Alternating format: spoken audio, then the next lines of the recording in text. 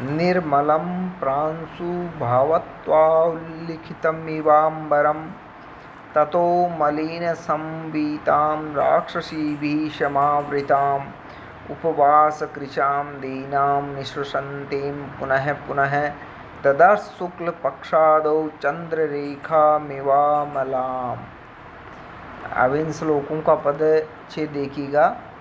निर्मलं प्रांशुभावत्वाद् उल्लिखितम् इव अम्बरं ततः मलिन संवीतां राक्षसीभिः शमावृताम् उपवासकृशां दीनां निःसृशन्तीं पुनः पुनः ददर्श शुक्लपक्षादौ चंद्ररेखाम इव अमलाम।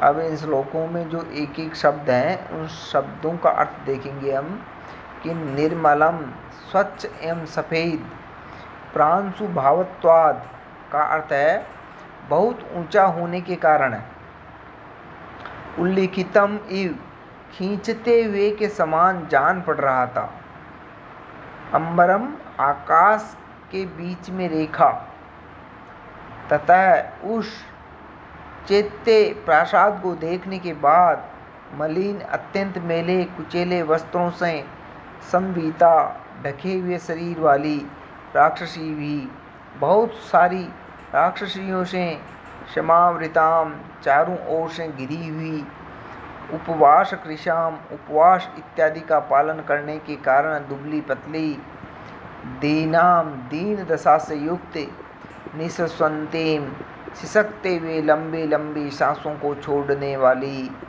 पुनः पुनः माने बार बार ददर्श उस हनुमान जी ने देखी शुक्ल पक्षादो शुक्ल पक्ष के प्रारंभ में चंद्ररेखाम एव चंद्रमा की पतली कला के समान ही अमलाम माने अत्यंत निर्मल दिखाई दे रही थी। अब इन श्लोकों का अर्थ है, जो अनुवाद है वो इस प्रकार है, अन्वय के अनुसार अनुवाद। वह सफ़ेद और स्वच्छ चैत्य प्रासाद बहुत ऊंचा होने के कारण आकाश में एक रेखा खींचता हुआ सा जान पड़ रहा था। उस चैत्य प्रासाद को देखने के बाद उन श्री हनुमान जी ने एक सुंदर स्त्री को वहाँ पर देखा जिसने मेले कुचेले वस्त्रों से अपने शरीर को ढक रखा था, जो बहुत सारी राक्षसियों से चारों ओर से घिरी हुई थी। उपवास इत्यादि का पालन करने के कारण जो बहुत दुबली पतली थी, दीनहीन दशा में बैठी थी, बार बार सिसकते हुए लंबी लंबी सांसें छोड़ रही थी। शुक्ल पक्ष के प्रारंभ में चंद्रमा की कला जिस प्रकार से निर्मल दिखाई देती है, उसी प्रकार से वह भी निर्मल लग रही थी। अब इन श्लोकों की हिंदी व्याख्या को देखिएगा। इन श्लोकों की हिंदी व्याख्या इस प्रकार है। उपर्युक्त श्लोकों में पूर्व विषय से अलग विषयांतर को प्रस्तुत किया गया है, क्योंकि श्री हनुमान जी बहुत ऊंचे वृक्ष पर बैठे हुए थे, अतः उस स्वच्छ और सफ़ेद चैत्य प्रासाद को देखने के बाद नज़र घुमाते घुमाते उनकी दृष्टि दूसरी ओर बैठी हुई एक सुंदर स्त्री पर पड़ी। और अर्थात वह सुंदर स्त्री कौन थी? सीता। उस स्त्री ने मलिन वस्त्रों से अपने शरीर को लपेटकर चारों ओर से ढक रखा था। अनेक राक्षसियों ने उस स्त्री को चारों ओर से घेर रखा था।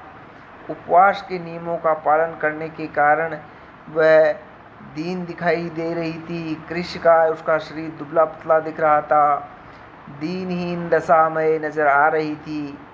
महीने के उत्तरार्ध में अर्थात शुक्ल पक्ष के प्रारंभ में चंद्रमा की कला जैसे निर्मल दिखाई देती है, वैसे ही निर्मल वह स्त्री भी दिख रही थी। इस प्रकार इन श्लोकों की व्याख्या है। अब जो इन श्लोकों में विशेष है उसको मैं बता रहा हूँ। निर्गतम मलम यस्मात् तत् निर्मलम, इस व्याख्या के अनुसार जिसमें किसी भी प्रकार की गंदगी विद्यमान नहीं होती, वह स्वच्छ पदार्थ निर्मल कहा जाता है। प्रकृष्ट रूपेण अंशुभावत्वाद इति, अर्थात जो बहुत अधिक रूप से ऊंचा होवे। उद उपसर्ग पूर्वक लिख लेखने धातु से क्रिया की निरंतरता में सत्री प्रत्यय करने पर व्युत्पन्न उल्लिखित शब्द की द्वितीय विभक्ति के एक वचन में विशेषणवाची उल्लिखितम पद बनता है।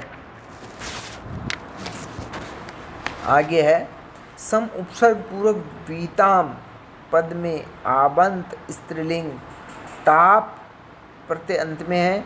शब्द की द्वितीय विभक्ति के एक वचन में संवीताम रूप बनता है। राक्षसी भी, ये राक्षसी जो शब्द है इदंत स्त्रीलिंग है, वो तृतीया के बहुवचन का रूप है। समावृताम, सम और आ ये दो उपसर्ग हैं, इसमें वृत धातु है, टाप प्रत्यय है, विशेषणांत में द्वितीया का एक वचन है। उपसर्ग पूर्वक वर्ष धातु से भाववाचक शब्द उपवास बनता है, इसका अर्थ है नियम पूर्वक दिनचर्या को व्यतीत करना।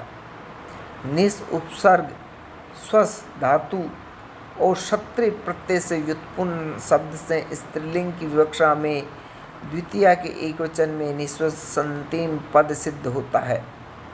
ददर्श क्रियापद कृष दृश दर्शने धातु के प्रोक्ष भूत लिट लकार की विवक्षा में प्रथम पुरुष का एक वचन है।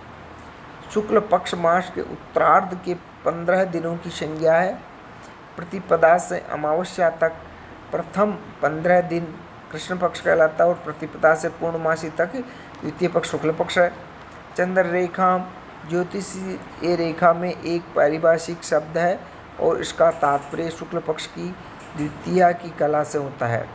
न मलाम इति इस नए तत्पुरुष समासांत पद के अनुसार जो सर्वथा स्वच्छ और निर्मल होती है उसे अमला कहा जाता है।